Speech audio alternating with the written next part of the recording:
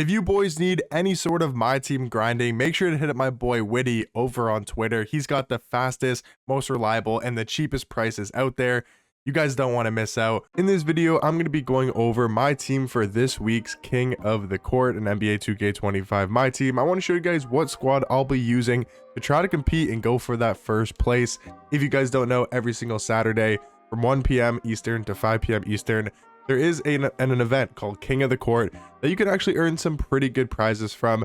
Obviously not going to happen, but if you were able to get the first overall finish out of everybody playing, you are going to get a million VC, a guaranteed 99 overall pack, and some other King Award stuff as well. Top 1% is pretty good. That's what I'll personally be aiming for. If I could get top 1%, I think that would be a huge accomplishment. And you get a really good pack from it. You get a 97 plus option pack premium. This could be really good. Top 10% gets a 95 plus guaranteed option pack. Not bad as well. You got a good shot there. Maybe a Dr. J, a Wemby, a Beasley, or even a Pink Diamond LeBron. And then top 50% is 92 plus 5 cards. And yeah, so top 50% is really not that hard to get. Probably only a couple wins. You do get only 3 losses. Like once you lose that third time, then you can't play any more games and you're pretty much disqualified. Not disqualified, you still get the rewards. Like if you get to top 50% and then you lose your third game, you're still going to get this prize, but you can't continue to keep playing and obviously get your prizes. So if you guys want to watch me play this over on Twitch, it's just Evan Tanaka. I'll be streaming there over on Twitch, my King of the Court run, and you guys can see me use this actual squad in game, and you can see me play a full round of King of the Court. Hopefully we can obviously get, I'm hoping for top 1%, but I would still take top 10% as well to get that guaranteed pink diamond. But looking at the squad at the starting point guard position, this card is going to really help me out. I'm not going to lie. And that's going to be 100 overall Michael Jeffrey Jordan. This is, maybe the best card in the game. 6'6" point guard. We know the stats are pretty much all 99. He has 30 Hall of Fame badges. We added a couple to him.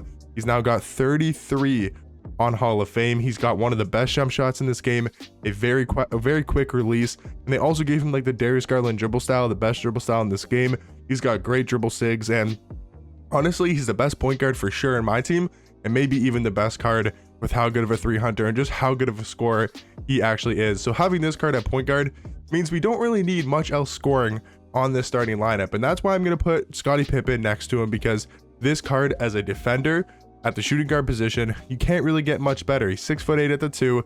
He's got absolute clamps defense. We take a look at his defensive stats. He's got a 98 steal, 99 perimeter, 94 interior defense, 90 block, and then also does have crazy good athleticism stats as well, including a 98 agility, 94 speed, which is going to really help him on defense. This card's got 23 Hoffs, 16 on gold, and 1 on silver as well. Now, the perfect card I would say next to MJ that we don't have on this account would be the Ron Artest from the radioactive set, but this card is going for like close to 2 million MT, which maybe not 2 mil, but he's going for like 1.5, maybe even more than that, and it is worth it because this card I would say is the best shooting guard in the game, and he's the perfect shooting guard next to a card like MJ because he's just as good or maybe even a better defender than Scottie Pippen, while also having a way better jump shot and being able to score the basketball a lot more effective.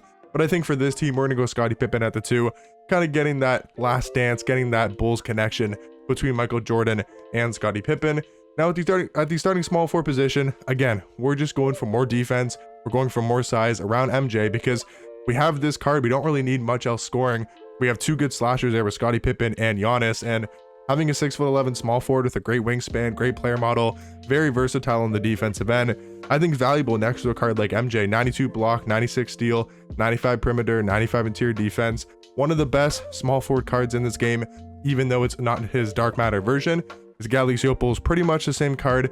I don't think there's really much of a difference in game between the Opal and the dark matter. Now talking about the starting power forward position, this is where things do get a little bit crazy, and we're going to go with the 100 overall Kristaps Porzingis. Now, I do think Shaq's a better card, and I think that probably dropped the price of Porzingis by maybe not quite a bit, but there's only one of these cards up on the auction house when I'm recording this video, and I'm sure he still goes for like 3, 4, maybe even 5 million MT. But the card that again I would potentially want instead of Porzingis would be Shaq, but this card is going for 6 million MT. So is this a realistic buy? Obviously not. I don't think any card in the game is worth 6 million MT. I don't think Porzingis is even worth his price tag as well. it's hard to even justify a card like MJ with how fun and with how good he is.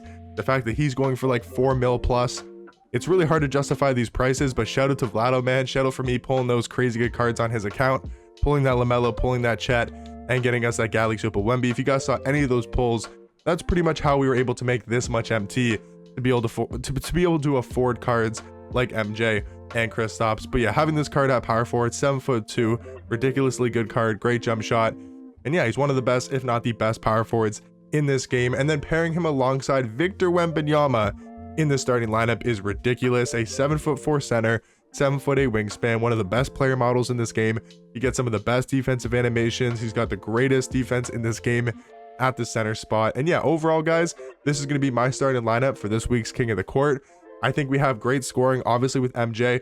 Kristaps, surprisingly enough, at our power forward position, is probably our second best scorer and our second best ball handler. So the offense is going to be ran through the 2 100 overalls. Then we just have Scottie Pippen, Giannis, and Wemby there for defense, trying to construct this lineup as good as possible, not just focusing on putting the best cards at each position, but focusing on having good balance between offense, ball handlers, and also defenders as well, and making sure that we have a lot of size at each position. And I think we've done a good job at that. This starting lineup, I would say, is one of the best constructed starting lineups you guys can make in this game. And then at the backup point guard position, not going to have as insane of cards, but I mean, Dark Matter Shea is still a top 5 point guard, 6'6", 92 3-ball, great slasher, great ball handler, great defender, 97 steal, 94 perimeter, 84 interior defense, 82 block. He's a very quick card. He can slash to the basket. He's got a good enough jump shot. We got that 1 legend badge on him, including Dimer. And then he also does have 26 Hoff badges. Looking at the backup shooting guard, we did used to have the Dark Matter version of this card being Dr. J, but we downgraded to the Pink Diamond because honestly, the Pink Diamond doesn't play that much worse and really isn't that different of a card than his Dark Matter version. And if we go over to the card's prices, we can go to the Hunt for Glory set and we can see this card is still going for well over a million MT for the Dark Matter Dr. J. Now, if you go to season 2 and you go look at the Pink Diamond Dr. J, you can realistically find this card for under 200,000 MT. So is that 800,000 MT worth the difference? I don't personally think so. I think the Pink Diamond is just as good. And I think it's saving us a lot of MT to be able to afford the cards like MJ, to be able to afford the cards like Kristaps. So I think that's a really good tactical downgrade. Shout out to DBG, the tactical downgrade. I think say huge addition there for us at the backup shooting guard position. And then backup small forward, just to give us a little bit more offense as well. We are going to be going with the Galaxy Opal Rudy Gay. I think we have really good offense off the bench here. Maybe not the greatest of defenders, and that's why at power forward, I do want to put a really good defending power forward, and that's going to be Jaren Jackson Jr., 6'10" power forward, 7'4" wingspan, one of the best defensive cards in this game at the power forward position. The upgrades I'd maybe want to make over him would be like an Embiid or a Chet. I think those cards would be a lot better at the Dark Matter tier compared to a card like Jaren Jackson Jr., but I think for this squad, he's still going to be very valuable at this backup power forward position. And then our backup center, this is probably also another position that I really want to upgrade because Will Chamberlain can be very good in game. He's such a good rebounder, being 7'1" with an 8-foot wingspan. Like, he's ridiculously good on the boards. He's a ridiculously good defender, but he's got a 63 ball and a very slow and baited jump shot. So it's sometimes hard to get his release off, and sometimes he really does limit the offense off the bench. So that's why I wanted to have really good offensive cards, including Shea, Dr. J, Rudy Gay, to really help us score the basketball and be able to space the floor out and have a lot of guys that can get buckets, and then focus just more on Jaren Jackson Jr. and Will Chamberlain being there for defense and rebounding as well. And then for the last couple spots, I like having Austin Reeves just to give us some more scoring, another guy that can just go in there and get a bucket in case maybe a Shea or an MJ does get hurt or get tired. I think Austin Reeves is a really good third point guard. For the backup shooting guard position, kind of a guy that can play shooting guard, can also play small forward, just giving us a little bit more scoring off the bench as well. And then if we need defense, I'm going to put in Bob McAdoo at that center or power forward position. Maybe we go small ball. Maybe we just want to put him over Jaren Jackson Jr. for some more defense, or just maybe, you know, to get another power forward in there as well. But yeah, that's going to be my 13-man rotation for this week's King of the Court. Let me know in the comment section down below. Are you guys going to be playing in this week's King of the Court? Let me know what you guys think about this squad as well, and I'll catch you guys in the next one. Peace.